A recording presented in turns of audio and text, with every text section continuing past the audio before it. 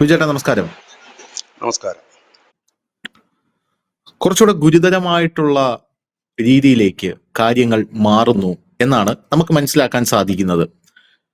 Actually Hindi മാധ്യമങ്ങളെല്ലാം ഇപ്പോൾ നമ്മളിപ്പോൾ ചർച്ച ചെയ്യാൻ പോകുന്ന കാര്യം ചർച്ച ചെയ്യുന്നുണ്ട്. ഹിന്ദി മാധ്യമങ്ങൾ ചർച്ച ചെയ്യുന്നുണ്ട്. ഹിന്ദി സോഷ്യൽ മീഡിയ പ്ലാറ്റ്ഫോമുകളിലെല്ലാം ഇത് കൊണ്ടുപിടിച്ച ചർച്ചയായി മാറിയിട്ടുണ്ട്. തീ പിടിപ്പിച്ചിട്ടുണ്ട് എന്ന് വേണമെങ്കിൽ നമുക്ക് പറയാം. ആക്ച്വലി ഇത് ഗായത്രി ദേവി എന്ന് പറയുന്ന ഓൾട്ടർനേറ്റ് മീഡിയ എന്ന് പറയുന്ന ഒരു സൈറ്റിന്റെ ഒരു ജേർണലിസ്റ്റ് ആണ്. വെൽ നോൺ ജേർണലിസ്റ്റ് ആണ്. ക്രെഡിബിലിറ്റി ഉണ്ട്. ഗായത്രി ദേവിയാണ് ഈ ചർച്ച ചെയ്യുന്നത്, തുടങ്ങി വെച്ചതായിട്ട് ഞാൻ മനസ്സിലാക്കുന്നത്. അവരുടെ ചാനലിന്റെ പേര് ഓൾട്ടർനേറ്റ് മീഡിയ എന്നാണ്. ഈ ഓൾട്ടർനേറ്റ് മീഡിയ എന്ന് പറയുമ്പോൾ അതിനകത്ത് വരുന്ന ആൾക്കാർ, അതിഥികളായിട്ട് വരുന്ന ആൾക്കാർ എന്ന് പറയുമ്പോൾ മേജർ ജനറൽ സുധാകർ, സാവിയോ റോഡ്രിഗസ്, ഗോവ ക്രോണിക്കിൾസിന്റെ സന്ദീപ് ആർ കെ സിംഗ്, പ്രതാപ് ദോട്ടന്റെ Vikram Singh, former DGP UP യുടെ, പിന്നെ ലഫ്റ്റനന്റ് ജനറൽ ദുഷ്യന്ത് സിംഗ്, അദ്ദേഹം director general centre for land affairs studies, അങ്ങനെയുള്ള വളരെ ക്രെഡിബിൾ ആയിട്ടുള്ള ആൾക്കാരാണ് വരുന്നത്. അതുകൊണ്ടാണ് ഗായത്രി ഈ കാര്യം ചർച്ച ചെയ്യുമ്പോൾ അത് കൂടുതൽ അക്സെപ്റ്റൻസ് നോർത്ത് ഇന്ത്യയിൽ ലഭിക്കുന്നതും. സംഭവം എന്ന് പറഞ്ഞാൽ ഇപ്പോ നമ്മൾ ഒരു താരിഫ് യുദ്ധത്തിൽ ആണ്. ഈ താരിഫ് യുദ്ധം ഇനി ഏത് രീതിയിലായിരിക്കും നമ്മുടെ രാജ്യത്തെ ഭരണ സംവിധാനത്തെയും പരമാധികാരത്തെയും ബാധിക്കുക എന്നുള്ളതാണ് ഗായത്രി ദേവി ചർച്ച ചെയ്യുന്നത്.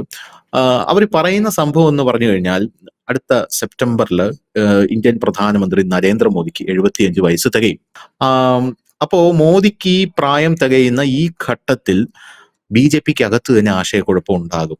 BJPക്ക് അകത്ത് തന്നെ ഒരു പിളർപ്പുണ്ടാകും. കേന്ദ്ര മന്ത്രിസഭ തന്നെ നരേന്ദ്രമോദിക്കെതിരെ രംഗത്ത് വരാനുള്ള ഒരു സാധ്യതയുണ്ട്. കേൾക്കുമ്പോൾ നമുക്ക് വട്ടാണെന്ന് തോന്നും. പക്ഷേ the way she presents the thing വളരെ ലോജിക്കലായിട്ടാണ് അവർ പ്രസന്റ് ചെയ്യുന്നത്. അവർ പറയുന്നത് ഈ CIA, അമേരിക്കയുടെ CIA, അവരാണ് ഇന്ത്യയിലെ ഭരണം അട്ടിമറിക്കാനായിട്ട് നിരന്തരം ശ്രമിച്ചുകൊണ്ടിരിക്കുന്നത്. കർഷക സമരം കൊണ്ടുവന്നു, നടന്നില്ല. പൗരത്വ ഭേദഗതി നിയമം കൊണ്ടുവന്നു, നടന്നില്ല. മണിപ്പൂർ ഇറക്കി നോക്കി, നടന്നില്ല. ഇന്ത്യയെ പിളർത്താൻ നോക്കി, നടന്നില്ല. ബംഗ്ലാദേശിൽ കലാപം ഉണ്ടാക്കി നോക്കി, നടന്നില്ല. ഇനി രാഹുൽ ഗാന്ധിയുടെ വോട്ട് ചോറി വരെ കൊണ്ടുവന്ന് നോക്കി. ഇവരുടെ ഒരു പപ്പറ്റായിരുന്നു നമ്മുടെ AAPയുടെ, അയാളുടെ പേരെന്താ, കെജ്രിവാൾ. അയാൾ ഡൽഹി മുഖ്യമന്ത്രി സ്ഥാനത്ത് നിന്ന് പോയപ്പോ പേരെ ഞാൻ മറന്നുപോയി. കെജ്രിവാൾ രാഹുലിനെ കൊണ്ട് ഈ കാര്യമൊന്നും നടക്കില്ല, രാഹുൽ ഗാന്ധിയെ കൊണ്ട് ഇത് നടക്കില്ല എന്ന് തോന്നി. അപ്പൊ കെജ്രിവാളിനെയാണ് ഇവർ ഇറക്കിയത് ഇന്ത്യയുടെ ഒരു അടുത്ത പ്രധാനമന്ത്രിയായിട്ട് കുപ്പായം തയ്ച്ച്. കാരണം ഇവരുടെ കയ്യിൽ ഭരണം വേണം. സിറിയ നോക്കൂ, ബംഗ്ലാദേശ് നോക്കൂ, നേപ്പാൾ നോക്കൂ, പാകിസ്ഥാൻ നോക്കൂ, അഫ്ഗാനിസ്ഥാൻ നോക്കൂ. ഇവിടെ എല്ലായിടത്തും അമേരിക്കയാണ് ഭരിക്കുന്നത്. അമേരിക്കയുടെ സമാന്തര ഭരണകൂടമാണ് ഭരിക്കുന്നത്. ഇന്ത്യയിൽ അവർക്കതില്ല.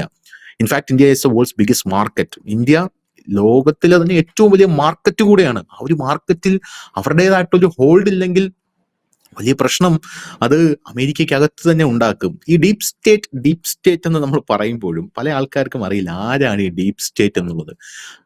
ആരുമാകാം. അത് ലോകത്തിലെ ഏറ്റവും വലിയ വെപ്പൺസ് വിൽക്കുന്ന ആൾക്കാരാകാം. ഏറ്റവും വലിയ ഡീപ് സ്റ്റേറ്റിൽ ഉൾപ്പെടുന്നുണ്ടെന്ന് അറിയപ്പെടുന്ന ആൾക്കാരാണ് മെഡിക്കൽ മാഫിയ എന്ന് പറയുന്ന ആൾക്കാർ. ഈ മെഡിക്കൽ മാഫിയ എന്ന് പറയുമ്പോൾ അതിനകത്ത് എല്ലാവരും വരും.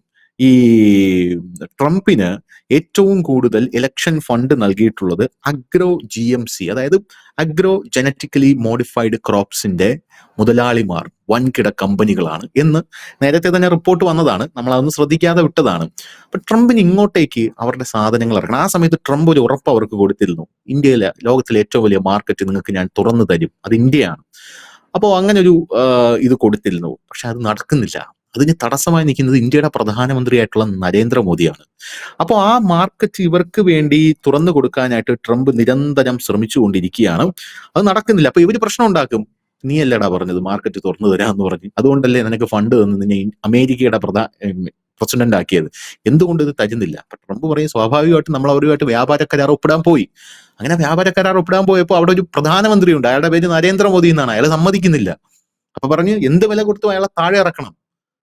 നേരത്തെ കോൺഗ്രസ് സർക്കാർ ഉണ്ടായിരുന്നപ്പോ കുഴപ്പമില്ല, എന്തും പുട്ടുപോലെ ഇങ്ങോട്ട് കയറി വന്ന് ഗിനിപ്പന്നികളെ പോലെയാണ് നമ്മളെ ട്രീറ്റ് ചെയ്തുകൊണ്ടിരുന്നതെന്ന് പറയുന്നത്. അവര് തന്നെ സാധനങ്ങൾ ഇറക്കുന്നു, നമ്മളത് മേടിച്ച് കഴിക്കുന്നു, അസുഖങ്ങൾ വരുന്നു, അവര് തന്നെ അതിനുള്ള മരുന്ന് ഇറക്കുന്നു, നമ്മളിവിടെ അങ്ങനെ ട്രീറ്റ് ചെയ്തുകൊണ്ടിരിക്കുകയായിരുന്നു. ഇതിപ്പോ ഞാനൊരു വ്യക്തമായിട്ടുള്ള പഠനം നടത്തിയപ്പോ കോർട്ടീവ അഗ്രി സയൻസ് USA-യിലുള്ള ഒരു കമ്പനിയാണ്.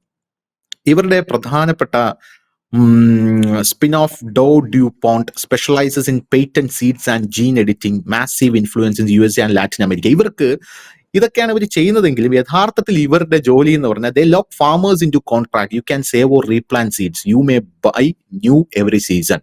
ഇതാണ് അവരുടെ അജണ്ട എന്ന് പറയുന്നത്. കൃത്യമായിട്ട് ഇതെല്ലാം തുറന്നു കാട്ടപ്പെടുകയാണെന്നുള്ളതാണ്. ഇപ്പൊ കാർഗിൽ USA എന്ന് പറയുന്നത് privately owned agri business empire ആണ്. Handles 25% of US grain exports, deep ties to government and shipping. They don't just move food, they move power. ഇങ്ങനെയാണ് അവർ അറിയപ്പെടുന്നത്. അവർ പവറാണ് മൂവ് ചെയ്യുന്നത്, അവർ ഫുഡല്ല മൂവ് ചെയ്യുന്നത്, അവർ പവറാണ് മൂവ് ചെയ്യുന്നത്. ട്രംപിന് ഇത് കൊടുത്ത ഈ പൈസ ഫണ്ട് ചെയ്ത ഈ agro genetically modified crops companies ആണ്. ആർച്ചർ ഡാനിയൽസ് മിഡ്ലാൻഡ് ADM USA-യിലുള്ള one of the world's largest grain traders. Don't just process, it moves foods globally.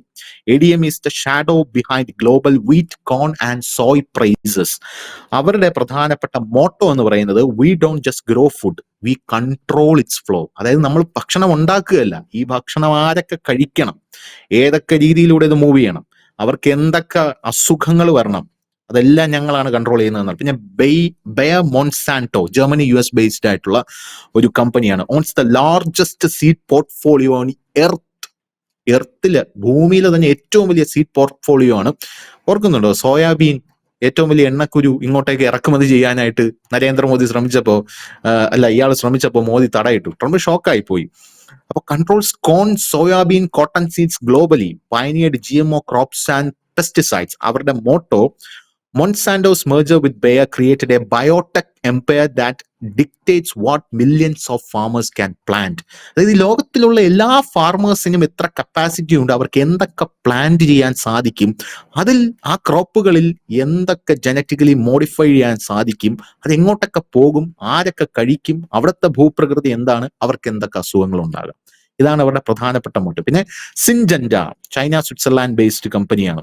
Now owned by Chinese state giant ChemChina എന്ന് പറയുന്ന state giant ആണ് own ചെയ്യുന്നത്. അവരുടെ പ്രധാനപ്പെട്ട export huge in wheat, rice, pesticides എല്ലാം ഉണ്ട് കേട്ടോ. റൈസും വീറ്റും മാത്രമല്ല, പെസ്റ്റിസൈഡ്സ് ഉണ്ട്. നമ്മൾ ഒന്നുകൂടെ അന്വേഷിച്ചാൽ അതിന്റെ പുറകെ മരുന്നും കാണും. അവരുടെ മോട്ടോ എന്ന് പറയുന്നത് seeds designed to depend on Syngenta's chemicals, farmers buy once and stay hooked forever. ഒരു തവണ ഇവരുടെ കയ്യിൽ നിന്നും സീഡ്സ് വാങ്ങിച്ചു കഴിഞ്ഞാൽ പിന്നെ മേടിക്കാതിരിക്കാൻ പറ്റില്ല. ഫാമേഴ്സിനെ ഹുക്ക് ചെയ്യുമെന്നാണ് പറയുന്നത്. പിന്നെ Louis Dreyfus company, Netherlands, France based ആണ്. 170-year-old കമ്പനിയാണ്. ഇന്ത്യക്ക് സ്വാതന്ത്ര്യം കിട്ടിയിട്ട് 80 വർഷമേ ആവുന്നുള്ളൂ. 170-year-old കമ്പനി, ഫാമിലി റൂട്ടഡ് ട്രേഡിംഗ് ഹൗസ് ആണ്. It's logistics plus scale, they decide who gets fed and when. ഇതാണ് ഏറ്റവും ഇമ്പോർട്ടന്റ്. അവർ വിചാരിക്കും, അവർ നിർണ്ണയിക്കും ആരെപ്പോ ഭക്ഷണം കഴിക്കണം. നമ്മളിവിടെ ഈ തുക്കടാ മാധ്യമങ്ങൾ പറയുമല്ലോ ഭക്ഷണത്തിൽ കൈകടത്തുന്നു എന്ന്. നമ്മൾ യഥാർത്ഥത്തിൽ ഇതൊക്കെയാണ് ചർച്ച ചെയ്യേണ്ടത്. ആര് എപ്പോ ഭക്ഷണം കഴിക്കണം, എങ്ങനെ ഭക്ഷണം കഴിക്കണം എന്ന് അവര് വിചാരിക്കും. വലിയ ടീമാണിത്, ചെറിയ ടീമൊന്നുമല്ല. ഇവരൊക്കെ ആയിട്ടാണ് നമ്മൾ നിൽക്കുന്നത്. അപ്പോ അടുത്ത മാസം നരേന്ദ്രമോദിക്ക് 75 വയസ്സാകുമ്പോൾ നമ്മുടെ രാജ്യത്ത് ഒരു അട്ടിമറിക്ക്, ഇനി ഇവർക്ക് മനസ്സിലായി ഈ രാഹുൽ ഗാന്ധിയെ കൊണ്ടൊന്നും നടക്കില്ല, BJPക്ക് അകത്ത് തന്നെ പ്രശ്നങ്ങൾ ഉണ്ടാക്കണം എന്ന് മനസ്സിലായി. അതിനായിട്ട് ഒരു വലിയ പദ്ധതി, ഒരു ടൂൾ കിറ്റ് BJPക്ക് അകത്തുള്ള 37 MP-മാരെ ഇവർ ഹൈജാക്ക് ചെയ്ത് കഴിഞ്ഞു എന്നാണ് ഇവർ പറയുന്നത്. എല്ലാവരും ഇത് ചർച്ച ചെയ്യുന്നുണ്ട്. നമ്മുടെ മലയാളികൾ ഇത് അറിയണം എന്നുള്ളത് കൊണ്ടാണ് നമ്മൾ ഇത് ചർച്ച ചെയ്യുന്നത്. ഈ 37 ജഗ്ദീപ് ധൻകറിനെ അടക്കം BJP പിടിച്ച് പുറത്താക്കിയത് ധൻകർ ഇവരുടെ ഏജന്റ് ആണെന്നാണ് പറയപ്പെടുന്നത്. എന്നുകൊണ്ടാണ് ധൻകർ ഒരു വാക്ക് മിണ്ടിയില്ലല്ലോ. ഒരു വലിയൊരു മന്ത്രിസഭാ പുനഃസംഘടന വരാൻ പോകുന്നു എന്ന് പറയുന്നു. ആക്ച്വലി ഈ സംഭവം നമ്മൾ എങ്ങനെയാണ് ചർച്ച ചെയ്യേണ്ടത്, നമ്മൾ എങ്ങനെയാണ് ഇത് കാണേണ്ടത്? അത് ബിജുചേട്ടൻ പറഞ്ഞാലേ എനിക്കത് മനസ്സിലാവും. ഇതൊരു ശരിക്കും പറഞ്ഞാൽ നമ്മുടെ ഈ പ്രേക്ഷകരടക്കം നമ്മൾ ഒരുപക്ഷെ ഈ ഭാഗത്ത് നേരത്തെ വന്നതാണ്. മലയാളത്തിലെ ചില ഓൺലൈൻ മീഡിയയും ഇതെടുത്തിട്ടുണ്ട്. അതായത് മോദി താഴെ പോകും എന്ന് പറഞ്ഞുകൊണ്ട് ഒരു മലയാളി യൂട്യൂബർ കുറെ നാളുകളായിട്ട്, ഇനി അതിന്റെ കാര്യങ്ങളൊക്കെ ഞാൻ വരാം, ഇത് നേരത്തെ വന്നിരുന്നൊരു സാധനമാണ്. അമേരിക്കൻ ചാർ സംഘടന ലോകത്തെ എല്ലായിടത്തും ഭരണങ്ങൾ അട്ടിമറിക്കുവാനും ഒപ്പം തന്നെ ഭരണം പിടിച്ചെടുക്കുവാനൊക്കെ ശ്രമിക്കുകയാണ്. ധനുഷ് പറഞ്ഞ കാര്യം കറക്റ്റാണ്. ബംഗ്ലാദേശ്, പാകിസ്ഥാൻ, അങ്ങനെ നമ്മുടെ ചുറ്റുമുള്ള രാജ്യങ്ങൾ, സിറിയ, അത് കുറച്ചുകൂടെ അങ്ങോട്ട് പോകട്ടെ എന്ന് നോക്കാം. മെയിനായിട്ട് നമ്മുടെ തൊട്ടടുത്തുള്ള 2 രാജ്യങ്ങൾ, ഇതിൽ ചൈന മാത്രമേ ഉള്ളൊരു അപഖ്യാതിയായിട്ട്, ഇല്ലെങ്കിൽ ആ ഒരു ഗ്രൂപ്പിൽ പെടാതെ നിൽക്കുന്നത്. ഇവിടെ എല്ലായിടത്തും ഇത് അവരുടെ പരിപാടികൾ നടക്കാറുണ്ട്. ഇതിന് കാരണം എന്തെന്ന് ചോദിച്ചു കഴിഞ്ഞാൽ, മുൻകാലങ്ങളിൽ കോൺഗ്രസ് സർക്കാരായിരുന്നു. അതായത് ഡീപ് സ്റ്റേറ്റ് എന്താണോ ആലോചിക്കുന്നത് അതിന്റെ ഇരട്ടി അവർക്ക് വേണ്ടി ചെയ്തു കൊടുക്കുന്ന ഒരു സർക്കാർ. കാരണം അവരെ സംബന്ധിച്ച് ആയുധങ്ങൾ ഉൾപ്പെടെ ഉള്ളത് കമ്മീഷനായിരുന്നു. നമുക്കറിയാം ബോഫോഴ്സിൽ കമ്മീഷനൊക്കെ വാങ്ങിയത് ആ ഒരു കാര്യങ്ങളാണ്. അപ്പം കമ്മീഷൻ കിട്ടും എന്നുള്ളത് കൊണ്ടും അത്യാവശ്യം പെണ്ണും മദ്യവും കിട്ടും എന്നുള്ളത് കൊണ്ടും അങ്ങനെ ചെറിയ നേതാക്കന്മാർ മുതൽ വലിയ നേതാക്കന്മാർ വരെ അമേരിക്ക ഇരിക്കാൻ പറഞ്ഞ് കിടക്കുന്ന ഒരു ഭരണമായിരുന്നുകൊണ്ട് അവർക്ക് അത്ര വലിയ പ്രശ്നങ്ങൾ ഉണ്ടായിരുന്നില്ല. എങ്കിലും ഇവര് ഇന്ദിരാഗാന്ധിയുടെ കാലത്ത് ഇന്ദിരാഗാന്ധിയെ തകർക്കാനും താഴെ ഇറക്കാനും വലിയ ശ്രമം നടത്തി. അത് ഇന്ദിരാഗാന്ധി തന്നെ ഓപ്പണായിട്ട് പറയുകയും ഇന്ത്യ ആ ഒരു കാര്യം ഊന്നി പറയുകയും ചെയ്തു, ഇന്ദിരാഗാന്ധി. കാരണം ഇത് എന്തുകൊണ്ട് ഇന്ദിരാഗാന്ധി എന്ന് ചോദിച്ചാൽ, ഇന്ത്യയിലെ അല്പം കഴിവുള്ള കോൺഗ്രസ് സർക്കാരിന്റെ പ്രധാനമന്ത്രിമാരിൽ ഒരേ ഒരാൾ ശ്രീമതി ഗാന്ധി മാത്രമാണ്. അതിനുശേഷം 2014 നരേന്ദ്രമോദി വരുന്നു. നരേന്ദ്രമോദി വരുമ്പോൾ അദ്ദേഹം വന്നതിന് ശേഷം എന്തൊക്കെ കാര്യങ്ങൾ ചെയ്തു എന്ന് ശ്രദ്ധിച്ചാൽ മാത്രം നമുക്കറിയാം. അന്നു മുതൽ തന്നെ ഡീപ് സ്റ്റേറ്റ്, അമേരിക്കൻ ചാര സംഘടനയും ഒക്കെ ഇതിനു വേണ്ടിയിട്ടുള്ള കരുക്കൾ നീക്കി തുടങ്ങിയിരുന്നു. നമുക്കറിയാം അമേരിക്കയിലേക്ക് നരേന്ദ്രമോദിക്ക് വിസയൊന്നും കൊടുക്കാതിരുന്നൊരു കാലഘട്ടമുണ്ട്. അപ്പോൾ അത് ഒരു നീക്കം തുടങ്ങി. പക്ഷെ നരേന്ദ്രമോദി വന്ന് അദ്ദേഹം ആദ്യം ചെയ്തത് ഈ അഗ്രികൾച്ചർ രംഗത്ത് അതുപോലെ ഈ ഡെവലപ്മെന്റ്സിലും ഒക്കെ ആണ് അദ്ദേഹം ഏറ്റവും കൂടുതൽ ശ്രദ്ധ പതിപ്പിച്ചത്. അതായത് സ്വാഭാവികമായി അന്ന് BJP-ക്കാർ തന്നെ ചോദിച്ചു, അപ്പൊ BJP-യുടെ ഒരു ഐഡിയോളജി എന്ന് പറഞ്ഞ ഹിന്ദുത്വമാണ്, അതിനുവേണ്ടി പ്രൊമോട്ട് ചെയ്യുന്നില്ല, പകരം ഇങ്ങനെയുള്ള കാര്യങ്ങൾ ആണ് എന്നാണ്. അതായത് അരക്ഷിതാവസ്ഥയുള്ള ഒരു ജനതയുള്ള രാജ്യം സുസ്ഥിരമായി മുൻപോട്ട് പോകില്ല. പ്രത്യേകിച്ച് ഇന്ത്യ പോലെ വ്യത്യസ്തമായ മതവും ജാതിയും സംഘടനയും സംസ്കാരവുമുള്ള ഒരു രാജ്യം. ഇവിടെ ഒരു അരക്ഷിതാവസ്ഥ നിലനിന്നിരുന്നു. അതായത് പട്ടിണി, അതുപോലെ തന്നെ തൊഴിലില്ലായ്മ, അതുപോലെ തന്നെ നമുക്ക് തന്നെ നമ്മുടെ ഒരു ആത്മാഭിമാനമില്ലായ്മ, ധൈര്യക്കുറവ്, അങ്ങനെ അനവധി കാര്യങ്ങൾ ഇന്ത്യൻ ജനത അഭിമുഖീകരിക്കുന്ന സമയത്താണ് നരേന്ദ്രമോദി വരുന്നത്. ആദ്യം തന്നെ അവന് വേണ്ടത് ഒരു ധൈര്യമാണ്. കാരണം ഇവിടെ എന്തും സംഭവിക്കാവുന്ന അന്തരീക്ഷം, മുക്കിന് ബോംബ് പൊട്ടുന്ന ഒരു സാഹചര്യത്തിലേക്ക് നീങ്ങുന്നു. ഇവിടെ മതമൗലികവാദികൾ ഒരു ഭാഗത്ത്, മതപരിവർത്തനവാദികൾ മറ്റൊരു ഭാഗത്ത്, എല്ലാവരും കൂടെ രാജ്യം ഛിന്ന ഭിന്നമാക്കാൻ നിൽക്കുന്ന ഒരു സാഹചര്യം. ഇതിൽ സ്വാഭാവികമായി തന്നെ ഇന്ത്യയിലെ ബഹുഭൂരിപക്ഷം വരുന്ന ഹൈന്ദവ വിഭാഗത്തിന് വലിയ രീതിയിലുള്ള ഒരു അരക്ഷിത ബോധം ആ ഒരു കാലഘട്ടങ്ങളിൽ ഉണ്ടായിരുന്നു. നമുക്കറിയാം പോപ്പുലർ ഫ്രണ്ടൊക്കെ പുത്തു വിളയാടുന്ന ആ ഒരു സമയമാണ് ഉണ്ടായിരുന്നു. രണ്ടാമത്തെ കാര്യം, നമ്മൾ നിരാശാഭരിതരായ ഒരു ജനമായിരുന്നു. കാരണം ഇനി എന്ത്, അമേരിക്ക ഇല്ലെങ്കിൽ മറ്റു രാജ്യങ്ങളൊക്കെ മുമ്പോട്ട് കയറി പോകുമ്പോൾ ഇനി എന്ത്, ഒന്നുമില്ല. നമുക്കറിയാം റെയിൽവേ ട്രാക്കിൽ രാവിലെ മലമൂത്ര വിസർജനം ചെയ്യുന്ന ഒരു ഇന്ത്യൻ ജനത, കുറ്റിക്കാട്ടിൽ രാത്രിയിൽ മലമൂത്ര വിസർജനം ചെയ്യാൻ കാത്തിരിക്കുന്ന ഇന്ത്യയിലെ ബഹുഭൂരിപക്ഷം വരുന്ന സ്ത്രീകൾ, പിന്നെ ഭക്ഷണത്തിന് പട്ടിണി മരണങ്ങൾ എന്നും മാറി മാറി റിപ്പോർട്ട് ചെയ്യുകയാണ് ഇന്ത്യ മഹാരാജ്യത്ത് നിന്ന്. മഹാമാരികൾ, അസുഖങ്ങൾ, അങ്ങനെ അനവധി സംഭവങ്ങൾ കൊണ്ട് കലങ്ങി നിന്ന ഒരു രാജ്യം.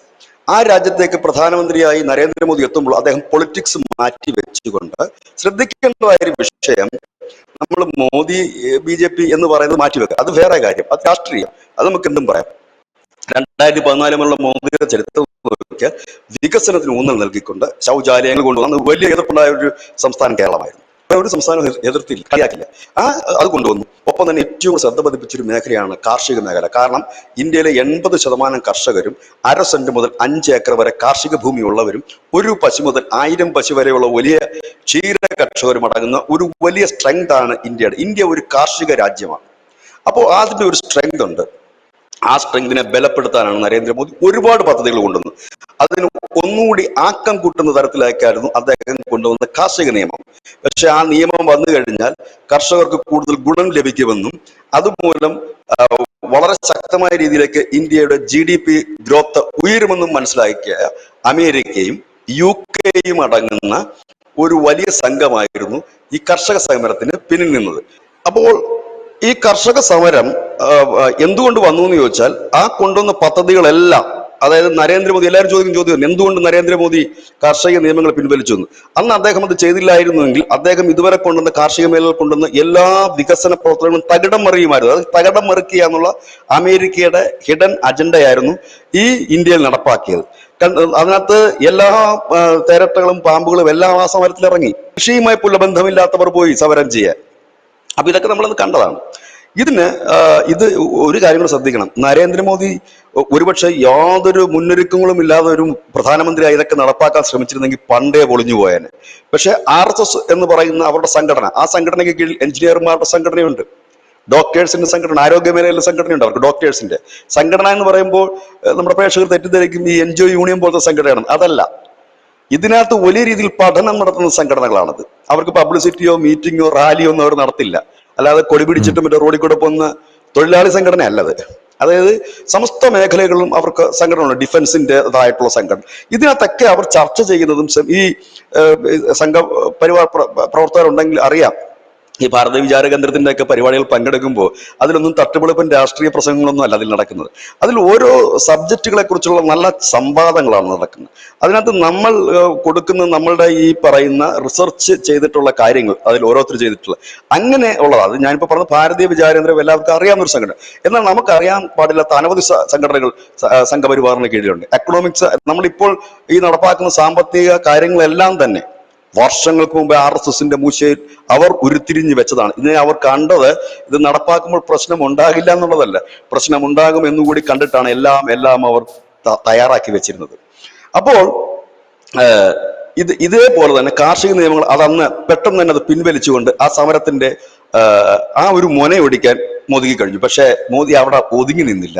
അതിനൊരു വലിയ തിരിച്ചടി കാനഡയ്ക്കും UK-ക്കും കൊടുത്തു. ഈ സമരത്തിന്റെ അവസാന ഘട്ടമായപ്പോൾ കാനഡയിലും UK-യിലും ലോറി ഡ്രൈവർമാർ നമ്മുടെ ഇവിടെ കർഷകർ റോഡിൽ കുത്തിയിരുന്നത് പോലെ റോഡിൽ ട്രക്കുകൾ നിരത്തിയിട്ടുകൊണ്ട് ആഴ്ചകളോളം സമരം ചെയ്തു. അപ്പോഴവർക്ക് മനസ്സിലായി അവിടെ ഇരിക്കുന്നത് ചെറിയ ആളല്ല, നമ്മൾ അങ്ങോട്ട് വിട്ട ആ ഒരു ആയുധം വേറൊരു രീതിയിൽ തിരിച്ചു വെക്കാൻ കപ്പാസിറ്റി ഉള്ളതാണെന്ന്. കാരണം അതിന് നരേന്ദ്രമോദിക്ക് കരുത്തേകുന്നത് BJPയുടെ MPമാരല്ല, പകരം RSS എന്ന് പറയുന്ന ഒരു വലിയ പ്രസ്ഥാനം ലോകമെമ്പാടും വലിയ രീതിയിൽ തന്നെ വളർന്ന് പന്തലിച്ച് നിൽക്കുന്ന അവർക്ക് അനവധി സംഘടനകളുമായിട്ടും ബന്ധമുണ്ട്. മൊസാദുമായിട്ട് അവർക്ക് ബന്ധമുണ്ട് എന്ന് പറയുന്നു. ഒരുപക്ഷെ സത്യമാകാം. കാരണം ഈ രാമജന്മഭൂമിയുടെ സമയത്തൊക്കെ മന്ദിരം തകർക്കാനായിട്ട് ബജരംഗളിൽ അവർ ട്രെയിനിങ് കൊടുത്തിരുന്നു ഇസ്രായേൽ എന്നാണ് പറയുന്നത്, മൊസാദ് എന്നൊക്കെ അന്തരീക്ഷത്തിലുള്ള വാർത്തകളാണ്, അന്ന് കേട്ടിരുന്ന വാർത്തകളാണ്. അപ്പം അത്തരത്തിൽ ഒരു വലിയ കണക്ഷൻ ഉണ്ട്. അതിനൊരുപാട് തെളിവുകൾ അവർ പറയുന്നുണ്ട്. ഇവിടെ നമ്മുടെ ജോസഫ് മാഷിന്റെ കൈവെട്ടിയപ്പോൾ 10 മിനിറ്റിനകം ടൈംസ് ഓഫ് ഇസ്രായേൽ ആ വാർത്ത വന്നു, ഫോട്ടോ സഹിതം. മലയാള മാധ്യമങ്ങളിൽ ആ വാർത്ത പോലും ആ സമയങ്ങളിൽ ഒന്നിലും വന്നില്ല. ഇത്ര പെട്ടെന്ന് അവർക്ക് ഇവിടെ അത് പറഞ്ഞപ്പോഴാണ് ഒരു കാര്യം കൂടെ, ഇവിടെ CIA ഇങ്ങനൊരു പദ്ധതി അട്ടിമറിക്കാനായിട്ട് ഇങ്ങനെ ഒരു പദ്ധതി നടപ്പിലാക്കുന്നുണ്ട് എന്നുള്ള സംഭവം നമ്മൾ ചോർത്തിയെടുത്തതാണ്. അതെങ്ങനെ ചോർത്തി എന്നുള്ളതിൽ ഇപ്പൊ തലപുകഞ്ഞിരിക്കുകയാണ് CIA എന്നുള്ളതാണ് പുറത്തു വരുന്ന റിപ്പോർട്ടുകൾ. അതെങ്ങനെയാണ് ഇവർ ചോർത്തിയെടുത്തത് എന്നുള്ളതാണ് ഇവർക്കിപ്പോൾ മനസ്സിലാകേണ്ടത്. അതിനകത്ത് ചാരന്മാരുണ്ടോ, അല്ലെങ്കിൽ എങ്ങനെ ഇത് പ്രതിരോധ വകുപ്പാണ് ചോർത്തിയെടുത്തത്, അജിത് ഡോവലിന്റെ കൈകളായിരിക്കാം എന്ന് പറയുന്നു. ഇതിലെ പ്രധാനപ്പെട്ട ഒരു കാര്യം എന്താ അറിയോ ബിജുചേട്ടാ, 2026 ആകുമ്പോഴേക്കും 36% ലോക്കൽ കറൻസിയിലാകും ട്രേഡിങ്. നരേന്ദ്രമോദി ജപ്പാനിൽ പോകുന്നു, ചൈനയിലേക്ക് വരുന്നു, റഷ്യയിലേക്ക് പിന്നീട് പോകുന്നു. ചൈനയും റഷ്യയുമായിട്ട് നമ്മളുമായിട്ട് എന്താ പറയുക അഗ്രസീവായിട്ട് ട്രേഡിന്റെ ഡീലുകൾ നമ്മൾ ഒപ്പിടുന്നു. അതിനിടയിൽ 5 കൊല്ലത്തേക്ക് വാറിന് തയ്യാറാകണം എന്ന് രാജ്നാഥ് സിംഗ് ഒരു ഭാഗത്ത് പറയുന്നു. ഡോളർ വീഴുമെന്നുള്ള കാര്യത്തിൽ തർക്കമില്ല. പക്ഷെ ഇപ്പം എടുത്ത് താഴെ ഇടാൻ പറ്റില്ല. അതിൻ്റെ സ്വാഭാവികമായിട്ടുള്ള ഒരു മരണത്തിലേക്ക് അതിനെ വിടുക എന്നുള്ളത് മാത്രമാണ് നമുക്കിപ്പോൾ നിലവിൽ ചെയ്യാൻ പറ്റുന്ന ഒരു കാര്യം എന്ന് പറയുന്നത്. അപ്പോൾ ഈ ഒരു സംഭവം ഇങ്ങോട്ടേക്ക് ചോർത്തിയെടുത്തു എന്ന് പറയുമ്പോഴും അടുത്ത ഒരു ഘട്ടത്തിൽ അടുത്ത മാസം വളരെ ക്രൂഷ്യലാണ് എന്നാണ് പറയപ്പെടുന്നത്. ഇപ്പം ഹിന്ദി മാധ്യമങ്ങളെല്ലാം ഇത് ചർച്ച ചെയ്യുന്നുണ്ട്. അടുത്ത മാസം മോദിക്ക് 75 വയസ്സാവുകയാണ്. 37 MLA-മാരെ ഇവര് MP-മാരെ ഇവര് ഹൈജാക്ക് ചെയ്തിട്ടുണ്ട്. അതെ, ഹൈജാക്ക് ചെയ്തിട്ടുണ്ട്. ഈ MP-മാര് 37 പേരും ആരാണെന്ന് നമുക്കറിയില്ല. ഒരു മന്ത്രിപുത്രനെ ഹൈജാക്ക് ചെയ്തിട്ടുണ്ട് എന്ന് പറയപ്പെടുന്നു. ആരാണെന്ന് അറിയില്ല. പോരാത്തതിന് ഈ നോർത്ത് ഈസ്റ്റിലുള്ള ഈ കുഞ്ഞാട് പാർട്ടികൾ എല്ലാം ചാടിപ്പോകും, അവരതിന് തയ്യാറായി നിൽക്കുകയാണ് എന്നാണ് പറയുന്നത്. വലിയ തരത്തിലുള്ള നീക്കമാണ് ഈ CIA അന്തർധാരയിൽ നടത്തുന്നത് എന്നാണ് പറയുന്നത്. ഇത് ചൈനയും റഷ്യയും നേരത്തെ കണ്ടിട്ടുണ്ടോ എന്നുള്ളൊരു ചോദ്യവും വരുന്നുണ്ട്.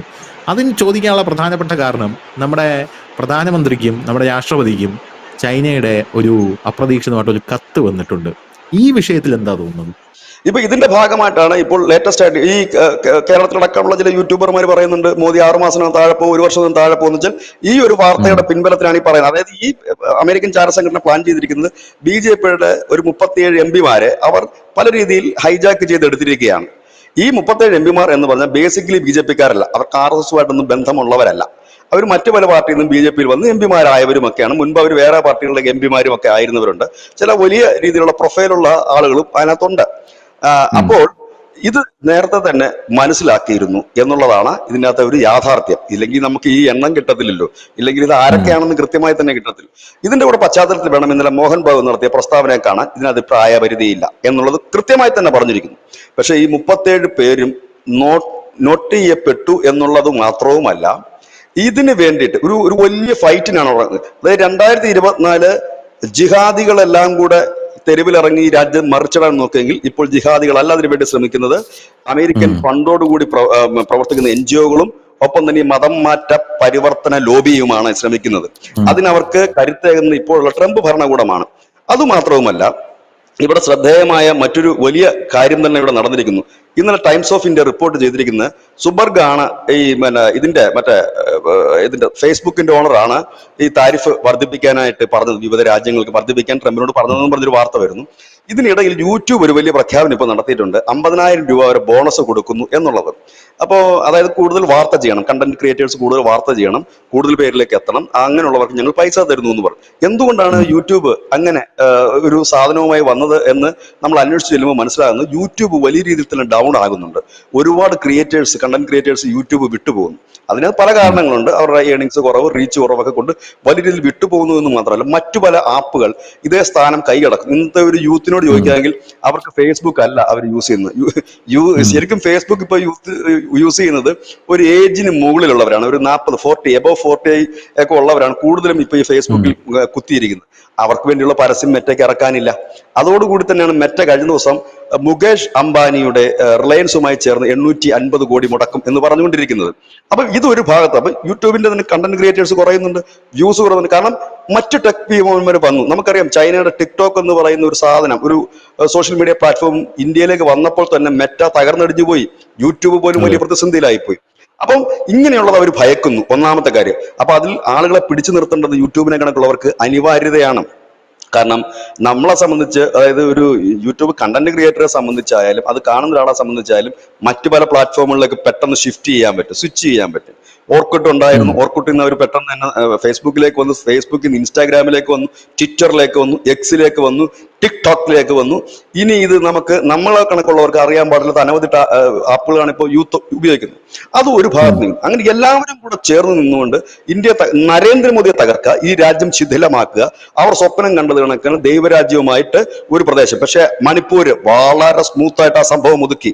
അവിടെ ഇനി തലപൊക്കില്ല. കാരണം തലപൊക്കി കഴിഞ്ഞാൽ ഒരുപക്ഷെ ഈ സഭയുടെ ഈ പറയുന്ന മതം മാറ്റ ലോബിയുടെ തലവന്മാരടക്കം അകത്തു പോകുന്ന രീതിയിലേക്കുള്ള അന്വേഷണം അതിന്റെ പലവഴിക്ക് നടക്കുന്നുണ്ട്. അതൊന്ന്. രണ്ടാമത്തെ കാര്യം, ഈ മാധ്യമങ്ങൾ, നമ്മൾ കഴിഞ്ഞ ദിവസമൊക്കെ കണ്ടു ചില മാധ്യമപ്രവർത്തകരെ അറസ്റ്റ് ചെയ്യാനുള്ള നീക്കം നടക്കുന്നു. അതിന്റെ ഭാഗമായിട്ട് കേരളത്തിലടക്കം ചില മാധ്യമപ്രവർത്തകരും ഈ ഒരു അറസ്റ്റിലേക്ക് പോകാനുള്ള സാധ്യതകൾ തള്ളിക്കളയാൻ കഴിയുന്നില്ല. അതിന്റെയൊക്കെ അന്വേഷണം ഇപ്പൊ തുടങ്ങിയതല്ല, അതിന്റെ അന്വേഷണം തുടങ്ങിയിട്ട് വളരെ നാളുകളായിട്ടുണ്ട്. കാരണം ഈ രാജ്യം തകർക്കുക എന്നുള്ളതാണ് അവരുടെ ഒരു അജണ്ട. അപ്പം അവർ കാണുന്ന ഒരു അവസാന പോരാട്ടം 2025 ഇത് മുൻകൂട്ടി കണ്ടുകൊണ്ടാണ് ഇതിന്റെ ബ്ലൂ പ്രിന്റ് തയ്യാറാക്കിയ കസായിൽ വെച്ചായിരുന്നു. കസായിൽ നടന്ന ഉച്ചകോടി, ആ ഒരു ഉച്ചകോടിയാണ് നമ്മൾ ശ്രദ്ധിക്കേണ്ടത്. ഇപ്പോൾ നടക്കുന്ന ഉച്ചകോടി അല്ല നമ്മൾ ശ്രദ്ധിക്കേണ്ടത്, കസായിൽ നടന്ന ഉച്ചകോടിയാണ് നമ്മൾ നോക്കേണ്ടത്. ആ ഉച്ചകോടിക്ക് പ്രധാനമന്ത്രി നരേന്ദ്രമോദി പോകുന്നു. വ്ളാഡിമിർ പുടിൻ ആദ്യ അവസാനം പങ്കെടുത്തൊരു ഉച്ചകോടിയാണ്. കാരണം അദ്ദേഹം സംഘാടകനാണ്. അത് മാത്രവുമല്ല, അതിൽ അദ്ദേഹം എന്താണ്, ഒരു വീട്ടുകാരനെ പോലെ, നമ്മുടെ ഒരു വീട്ടിലേക്ക്, കല്യാണ വീട്ടിലേക്കൊക്കെ വരുമ്പോ വീട്ടിലെ പെൺകുട്ടിയുടെ അച്ഛൻ എല്ലാവരും സ്വീകരിക്കുന്നതിന്റെ പോലെ എല്ലായിടത്തും ഓടി നടന്ന് കാര്യങ്ങൾ ശ്രദ്ധിച്ചുകൊണ്ട് നിൽക്കുന്നു. അവിടെ നടന്നതൊരു വലിയ ട്വിസ്റ്റാണ്. ഒരു മാധ്യമങ്ങളും അറിയാതെ നടന്നൊരു വലിയ ചർച്ച നടന്നു. പുടിനും ഷീ ജിൻപിങ്ങും മോദിയുമായ ഒരു ചർച്ച നടന്നു. അവിടെ വെച്ചാണ് ഈ ഗാൽവാൻ താഴ്വരയിലെ സംഘർഷവും ഉൾപ്പെടെയുള്ള 4 വർഷമായി ഇന്ത്യയും ചൈനയും തുടരുന്ന ആ ഒരു വലിയ സംഘർഷത്തിന് അയവ് അവിടെ കൊണ്ടാണ് വരുന്നത്. അതിനുശേഷം തൊട്ടു പിന്നാലെ നടന്ന കാഴ്ച, ശ്രീ രാജ്നാഥ് സിംഗ്, നമ്മുടെ പ്രതിരോധ മന്ത്രി രാജ്നാഥ് സിംഗ് റഷ്യയിലെത്തുന്നു. അവിടെ വെച്ച് ചൈനയുടെ പ്രതിരോധ മന്ത്രിയുമായി കൂടിക്കാഴ്ച നടത്തുന്നു. അതിന് പിന്നാലെ എസ് ജയശങ്കർ ആദ്യത്തെ വട്ടം ചൈനയിൽ പോകുന്നു. തൊട്ടു പിന്നാലെ അജിത് ഡോവൽ 2 തവണ ചൈന സന്ദർശിക്കുന്നു. വളരെ ത്വരിതഗതിയിലുള്ള നീക്കം. അതായത് ട്രംപിനും നന്നായി അറിയാം, ഇന്ത്യക്കും നന്നായി അറിയാം, കളി തുടങ്ങി തിരിച്ചും പണിയാനുള്ള നീക്കമാണ്. അതുകൊണ്ട് തന്നെ ട്രംപ് അധികാരത്തിലേറ്റ ആ നാൾ മുതൽ, ഇത് 2018 മുതലേ മോദിയും ട്രംപും തമ്മിൽ അത്ര സുഖകരമായ രീതിയിലല്ല. നമ്മൾ കഴിഞ്ഞ ചർച്ചയിലൊക്കെ അത് പറഞ്ഞതുകൊണ്ട് ഞാൻ ഇതിനകത്ത് ആവർത്തിക്കുന്നില്ല. അവിടെ ഇതിനകത്ത് പോയി. കാരണം ഇനി ഇവന്റെ കളി മുൻപോട്ട് പോയി കഴിഞ്ഞാൽ ഒരുപക്ഷെ ഈ ഏഷ്യയിലുള്ള റഷ്യയുടെ അപ്രമാദിത്വം തീരും. കാരണം ഏഷ്യയിൽ എന്ന് പറയുമ്പോൾ റഷ്യ എന്ന് പറയുന്ന രാജ്യത്തിന്റെ 90% ഭൂപ്രദേശം ഏഷ്യയിലും 10% യൂറോപ്പിലുമായി നിൽക്കുന്ന ഒരു രാജ്യമാണ്. അപ്പൊ അവിടെ അപ്രമാദിത്വം റഷ്യയുടെ തീരും. ചൈന എന്ന് പറയുന്ന 2ാം സ്ഥാനത്തേക്ക് കുതിച്ചുകൊണ്ടിരിക്കും, 1ാം സ്ഥാനത്തേക്ക് കുതിച്ചുകൊണ്ടിരിക്കുന്ന ആ ഒരു സാമ്പത്തിക ശക്തിക്ക് അടിയറവ് പറയേണ്ടി വരും. അവിടെയൊക്കെ ഇന്ത്യ ഒരു നിർണായക റോളാണ് അവിടെ. കാരണം ഇന്ത്യയെ കൂട്ടുപിടിച്ചുകൊണ്ട് ചൈനയും മറ്റുള്ളവരും തകർക്കാനുള്ള ഒരു നീക്കമാണ് നടന്നത്. പക്ഷെ ഒടുവിൽ ആ ഇന്ത്യയെ തന്നെ തകർത്തുകൊണ്ട് ഡീപ് സ്റ്റേറ്റിന് ഇന്ത്യ ഭരിക്കുവാനുള്ള നീക്കമാണ് ഇപ്പോൾ നടന്നുകൊണ്ടിരിക്കുന്നത്. ഈ ചോറി യാത്ര, ഒപ്പം തന്നെ അവിടെ മാന്തി ഇവിടെ പിച്ചി എന്ന് പറഞ്ഞിട്ടുള്ള മതമൗലികവാദികളുടെ പ്രശ്നങ്ങൾ, ഒപ്പം തന്നെ വിഘടനവാദ വാർത്തകൾ, ട്രംപ് ഇല്ലെങ്കിൽ ഇന്ത്യ നശിക്കുമെന്നുള്ള വാർത്ത. ഇവിടെയാണ് നരേന്ദ്രമോദിയെ ഈ ശരീരഭാഷ തന്നെ ശ്രദ്ധിച്ചോ, ഈ കഴിഞ്ഞ ദിവസങ്ങളെല്ലാം വളരെ എന്താണ് പറയുന്നത്, നമ്മൾ സാധാരണ കാണാതെ, നമ്മൾ സാധാരണ പ്രധാനമന്ത്രി നരേന്ദ്രമോദി വിദേശ സന്ദർശനം നടത്തുമ്പോൾ കളിയും ചിരിയും തമാശകളുമായിട്ട് മുന്നോട്ട് പോകുന്നതാണെങ്കിൽ വളരെ ഗൗരവത്തിലുള്ള ഒരു പ്രധാനമന്ത്രിയാണ് നമുക്ക് കാണാൻ കഴിഞ്ഞത്. ഈ ഒരു സാഹചര്യത്തിലാണ് വളരെ തിരക്കിട്ട നീക്കങ്ങൾ നടത്തുന്നത്. ഇവിടെയാണ് ധനുഷ് പറഞ്ഞതുപോലെ ഈ സഖ്യം വളരെ വേഗത്തിൽ വരും. വളരെ വേഗത്തിൽ വന്ന ബ്രിക്സ് രാജ്യങ്ങൾ തമ്മിലുള്ള വ്യാപാരം വളരെ ശക്തമായി കഴിഞ്ഞാൽ ഏതാണ്ട് 36%, ധനുഷ് പറഞ്ഞത് 36 എനിക്ക് തോന്നുന്നു അല്ലേ, അതിന് വലിയ ഇടിവ് തന്നെ ഡോളറിന് 36%. ആ 36% വ്യാപാരം ഈ പ്രാദേശിക രൂപകളിൽ നടക്കും, രൂപയിൽ നടക്കും, യെന്നിൽ നടക്കും, റൂബിൾസിൽ നടക്കും. അങ്ങനെ നടക്കുമ്പോൾ സ്വാഭാവികമായി 2026 നരേന്ദ്രമോദി താഴെ ഇറക്കാൻ പോകുന്നുണ്ട്. സമാനമായി തന്നെ അതിന് മുൻപ് അത് ട്രംപിന് മാത്രമല്ല അമേരിക്കൻ ഡോളറിന് തന്നെ വലിയ ഇടിവ് സംഭവിക്കും. അങ്ങനെ ഒരു ഇടിവ് ഉണ്ടായിക്കഴിഞ്ഞാൽ അമേരിക്ക എന്ന് പറയുന്ന രാജ്യത്തിനോടൊപ്പം നിൽക്കുന്ന യൂറോപ്യൻ യൂണിയൻ രാജ്യങ്ങളിൽ പലതും മാറി ചിന്തിക്കേണ്ട ഒരു സാഹചര്യം വരും. അതായത് ലോകക്രമത്തിന്റെ ജിയോ പൊളിറ്റിക്സ് അല്ല ഇത്, ലോകത്തിന്റെ ഒരു പൊളിറ്റിക്കൽ സ്ട്രാറ്റജി ഇല്ലെങ്കിൽ ലോകത്തിന്റെ ഒരു കെമിസ്ട്രി തന്നെ മാറി മറിയുന്ന ഒരു രീതിയിലേക്കാണ് കാര്യങ്ങൾ ഇപ്പൊ മുമ്പോട്ട് പോയിക്കൊണ്ടിരിക്കുന്നത്. അതായത് ഈ രാജ്യത്തെ തകർക്കുവാൻ ഈ താരിഫല്ല. ഇവിടെ പലരും കരുതും ട്രംപ് താരിഫ് വെച്ചു, മോദി, അതല്ല വിഷയം. ഇവിടെ ചൈനീസ് പ്രസിഡന്റ് രഹസ്യമായ ഒരു കത്ത് കൊടുത്തു വിട്ടു. അതിൽ ഡീറ്റെയിൽസിൽ കാര്യങ്ങളുണ്ട്. അതിൽ ചില വ്യക്തികളെ കുറിച്ച് സൂചിപ്പിക്കുന്നുണ്ടെന്നാണ് പുറത്തു വരുന്ന വിവരം. ഇന്ത്യയിൽ പ്രവർത്തിക്കുന്ന ചില വ്യക്തികളെ കുറിച്ചിട്ട് റഷ്യ ഇത് നേരത്തെ കണ്ടിരുന്നു. റഷ്യയും ഇന്ത്യയും ചൈനയും ചേർന്നിട്ട് വളരെ തന്ത്രപരമായ ബ്ലൂ പ്രിന്റ് നേരത്തെ തയ്യാറാക്കി. ഉച്ചകോടിക്ക് ശേഷം നടന്ന ബ്രിക്സ് ഉച്ചകോടി നോക്കൂ, അതിനകത്ത് ബ്രസീലിയൻ പ്രസിഡന്റ് അമേരിക്കയെ വളരെ നിശ്ചിതമായി തന്നെയാണല്ലേ പേരെടുത്ത് പറഞ്ഞുകൊണ്ട് വിമർശിച്ചായിരുന്നു. അപ്പൊ ഇപ്പോൾ നടക്കുന്നത് നമ്മുടെ രാജ്യം തകർക്കുവാനുള്ള അമേരിക്ക ഇത്രയും നാൾ കളിച്ച കളി, അതായത് ഈ രാജ്യമുണ്ടായ കാലം തൊട്ട് ഈ രാജ്യം തകർക്കുവാനും ചൊൽപ്പടിക്ക് നിർത്തുവാനും അമേരിക്ക നടത്തിക്കൊണ്ടിരുന്ന നീക്കങ്ങളുടെ അവസാനത്തെ കളിയാണ് ഇപ്പോൾ കളിച്ചുകൊണ്ടിരിക്കുന്നത്.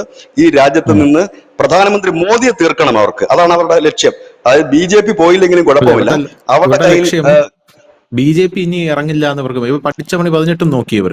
BJP ഇനി ഇറങ്ങാൻ സാധ്യതയില്ല. ഇവരുടെ പ്രധാന പ്രതിസന്ധി മോദിയാണ്, നരേന്ദ്രമോദിയാണ്. മോഡി മസ്റ്റ് ഗോ എന്നുള്ളതാണ് ഇവരുടെ ഒരു ആപ്തവാക്യം തന്നെ എന്നാണ് ഞാൻ മനസ്സിലാക്കുന്നത്. അതിന് ഇവര് കൊടുത്തിരിക്കുന്ന ഒരു പേരുണ്ടല്ലോ, operation diversion deception and division. അതാണ് ഓപ്പറേഷൻ ഡൈവേർഷൻ ഡിസെപ്ഷൻ ഡിവിഷൻ. ഇതിന് പല പണിയും നോക്കി, പക്ഷേ കോൺഗ്രസിനെ കൊണ്ട് പറ്റുന്നില്ല, ആം ആദ്മിയെ കൊണ്ട് പറ്റുന്നില്ല. ജനങ്ങളെ തെരുവിൽ ഇറക്കാൻ നോക്കി, മണിപ്പൂർ ഇറക്കി നോക്കി, അങ്ങനെ പല കാര്യം, വോട്ട് ജോലി ഇറക്കി നോക്കി, ജനാധിപത്യത്തെ കൈവച്ച് നോക്കി, ഭരണഘടനാ സംവിധാനത്തെ കൈവച്ച് നോക്കി, ഭരണഘടനാ സ്ഥാപനങ്ങൾ കൊള്ളില്ല എന്ന് പറഞ്ഞു നോക്കി, സുപ്രീം കോടതിയെ പല തെറി പറഞ്ഞു നോക്കി, ഒരു രക്ഷയില്ല. ഇനിയിപ്പോ BJP എന്ന് പറയുന്നൊരു പാർട്ടി ഇനി താഴെ ഇറങ്ങില്ല എന്നുള്ളൊരു സാഹചര്യമാണ് ഇപ്പോൾ നിലവിലുള്ളത്. അത് ഇവർ മനസ്സിലാക്കുന്നു. BJP ഇറങ്ങിയില്ലെങ്കിലും വേണ്ടില്ല, നരേന്ദ്രമോദി ഇറങ്ങണം. അല്ലെങ്കിൽ ഇവരുടെ ഒരു പ്രധാനപ്പെട്ട അജണ്ട, ഈ നരേന്ദ്രമോദി 3ാമത്തെ ടേമിൽ വന്നപ്പോൾ ഒരിക്കലും മോദിക്ക് ഒറ്റയ്ക്ക് ഭരിക്കാൻ സാധിക്കരുത്. ഇറങ്ങില്ല, പക്ഷെ ഒറ്റയ്ക്ക് ഭരിക്കാനായിട്ട് സാധിക്കരുത്. ഒരു തൂക്ക് മന്ത്രിസഭ കൊണ്ടുവരണം. നരേന്ദ്രമോദിക്ക് ഒരു റെസ്ട്രിക്ഷൻസ് എവിടെയെങ്കിലുമൊക്കെ കൊണ്ടുവരണം. കോൺഗ്രസ് അങ്ങനെയാണല്ലോ, 100 പാർട്ടികൾ ചേർന്നാണ് ഭരിക്കുന്നത്. ഒരു പ്രധാനമന്ത്രി അവിടെ ഇരിക്കുമെങ്കിൽ ഒരു സ്റ്റേബിൾ ആയിട്ടുള്ള ഒരു സർക്കാരല്ലായിരുന്നു. അങ്ങനെ റെസ്ട്രിക്ഷൻസ് കൊണ്ടുവരാനായിട്ട് അവർ ശ്രമിച്ചു, പക്ഷെ അതിന് ചീറ്റിപ്പോയി.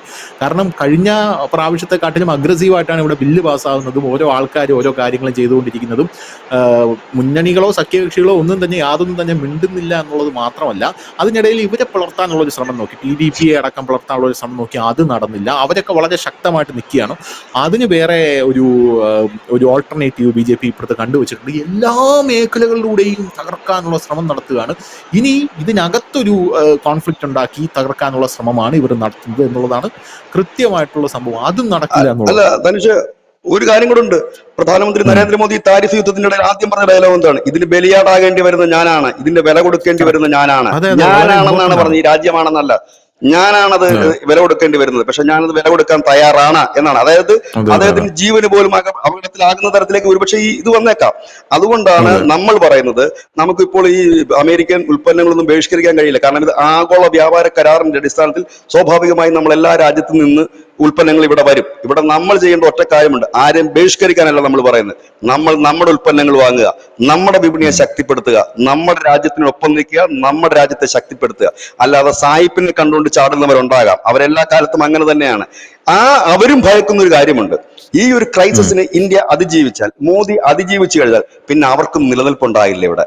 അതിനു കറക്റ്റ്. മുമ്പ് മാക്സിമം പണിയാണ് ഇപ്പൊ നടത്തുന്നത്. അതായത് അവർക്ക് നന്നായി അറിയാം ഈ ക്രൈസിസ് ഒരു 6 മാസത്തിനകം തീരും, ഒരു 3-4 മാസത്തിനകം ഈ ക്രൈസിസ് മാറും.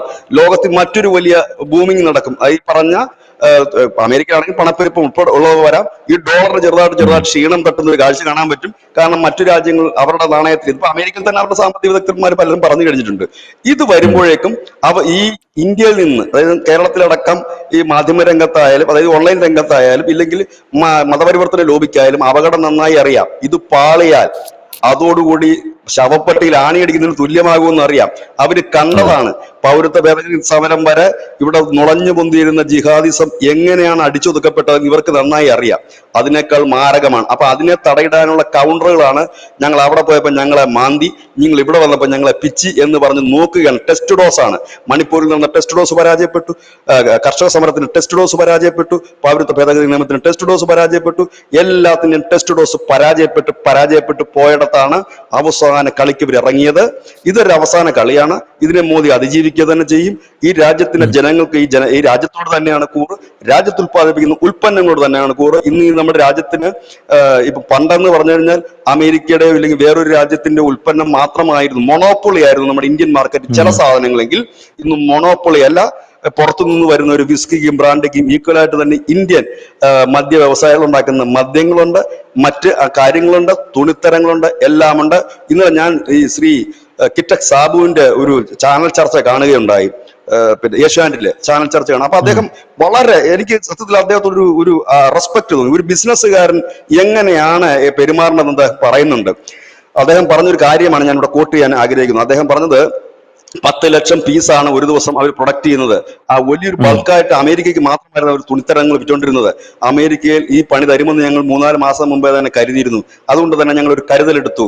ഞങ്ങൾ ആദ്യമായിട്ടൊരു ഔട്ട്ലെറ്റ് എറണാകുളത്ത് തുടങ്ങി. ഒരു ടെസ്റ്റ് ഡോസ് എന്നുള്ള ഔട്ട്ലെറ്റ് തുടങ്ങി. ഒരു ദിവസം അവിടെ പോകുന്ന ക്ലോത്ത്, കുട്ടികളുടെ ക്ലോത്താണ്, ഈ ഉടുപ്പുകളും മറ്റുമാണ് കിറ്റക്സിന്റെ ഒരു ഹൈലൈറ്റ് ആയിട്ട് പോകുന്ന ഒരു സാധനം.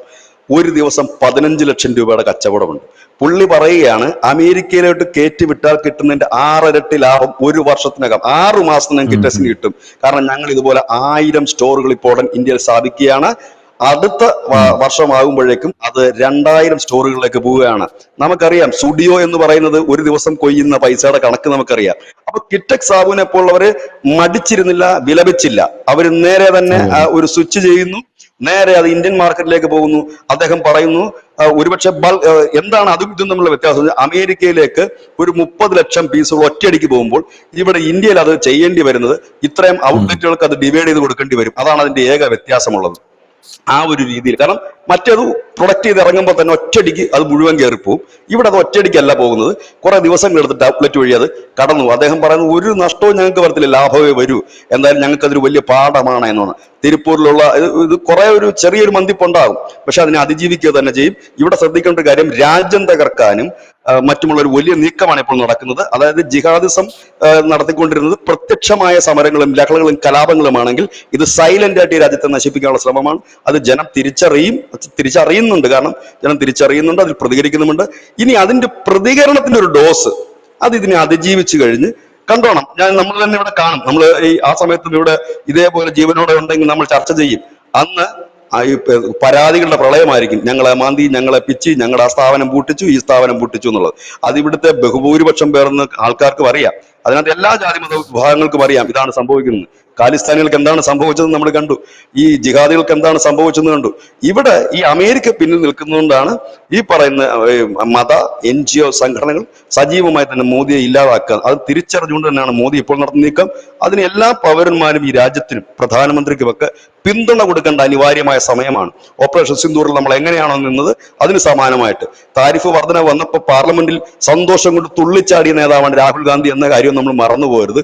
യൂട്യൂബിൽ തപ്പാങ്കിൽ ആ പാർലമെന്റിലെ സീനും നമുക്ക് കാണാൻ പറ്റും. ഏതായാലും ഞാനോ അല്ലെങ്കിൽ ധനുഷോ ഒന്നും BJP-യുടെ മെമ്പർമാരോ ആൾക്കാരോ അല്ല. ഞാനൊക്കെ ഒരു പരിപാടിക്ക് പോലും ഞാൻ പോയിട്ടില്ല BJP-യുടെ. പക്ഷെ ഇപ്പൊ ഞാൻ പറഞ്ഞു BJP അല്ല, നമുക്ക് രാജ്യമാണ് വലുത്. ആ രാഷ്ട്രത്തെ നയിക്കുന്നവർക്ക് കാര്യങ്ങൾക്ക് ഇപ്പൊ നമ്മൾ ശക്തി പറയേണ്ടതാണ്. അതുകൊണ്ട് സ്വദേശി ഉൽപ്പന്നങ്ങൾ വാങ്ങുക, നമ്മൾ ആരെയും ബഹിഷ്കരിക്കണ്ട. നമ്മളൊരു കടയിൽ ചെന്ന് കഴിഞ്ഞാൽ അത് ആ ഉൽപ്പന്നം വിദേശിയാണോ സ്വദേശിയാണോ എന്ന് അറിയാനായിട്ട് നമ്മൾ നെറ്റിൽ ഇപ്പൊ പരതിക്കഴിഞ്ഞു. നമ്മളൊരു സോപ്പാണ് വാങ്ങാൻ പോകുന്നെങ്കിൽ സ്വദേശി സോപ്സ് ഏതാന്ന് ചോദിച്ചു കഴിഞ്ഞാൽ ഒരു 10,000 കമ്പനിയുടെ പേരും അവരുടെ പ്രൊഡക്റ്റും കിട്ടും. ചിലർ പറയുന്നുണ്ട് നമ്മൾ അതിനെക്കുറിച്ചൊരു വീഡിയോ ചെയ്യാൻ. നമ്മളൊരു വീഡിയോ ചെയ്താലും ഈ ആളുകൾക്ക് അത് തലയിൽ എങ്ങനെ ഓർത്തു വെക്കാൻ പറ്റും? അതിലും നല്ലത് ഇവർ ഗൂഗിളിൽ സെർച്ച് ചെയ്യുക, ഇന്ത്യൻ പ്രൊഡക്ട്സ് ഏത്, സോപ്പ് ഏത്, ഷാംപൂ ഏത്, പിന്നെ ആട്ട ഏത്, ഇങ്ങനെയുള്ളത് നോക്കിക്കഴിഞ്ഞാൽ അപ്പൊ തന്നെ കിട്ടും. കടയുടെ വാതിൽക്ക് വെച്ച് നോക്കിയാൽ മതി, അപ്പൊ ഓടിച്ചെന്ന് മേടിക്കാൻ പറ്റും. എല്ലാത്തിനും ആൾട്ടർനേറ്റീവ് സാധനമുണ്ട്. ഇപ്പോൾ ഇന്ത്യൻ വ്യാപാരികൾ ഒരു തീരുമാനം തുടങ്ങിയിട്ടുണ്ട് ഇന്ത്യയിൽ. അതെന്താന്ന് വെച്ച് കഴിഞ്ഞാൽ സ്വദേശി ഉൽപ്പന്നങ്ങൾ കൂടുതലായി വാങ്ങിച്ച് സ്റ്റോക്ക് ചെയ്യാനും ഇവിടെ സ്വദേശി ഉൽപ്പന്നമുണ്ട് എന്ന് ഒരു ബോർഡ് സ്ഥാപിക്കാനും നോർത്ത് ഇന്ത്യയിൽ തുടങ്ങി കഴിഞ്ഞിരിക്കുന്നു. കേരളത്തിലെ സ്ഥാപിക്കുകയില്ലോ എന്ന് എനിക്കറിയില്ല. എല്ലാത്തിലും ഉണ്ട് ഇങ്ങനെയുള്ള കാര്യം. അതുകൊണ്ട് ഇതിനെ ഇപ്പോൾ നമ്മൾ ഒറ്റക്കെട്ടെ എതിർത്ത് തോൽപ്പിച്ചാൽ ജീവിതത്തിൽ ഒരിക്കലും അമേരിക്ക എന്ന് പറയുന്ന ഒരു രാജ്യം ധാർഷ്ട്യവുമായി ഇന്ത്യയുടെ അടുത്ത് വരില്ല. ഏഷ്യയിലേക്ക് അവർ കടക്കുകയുമില്ല.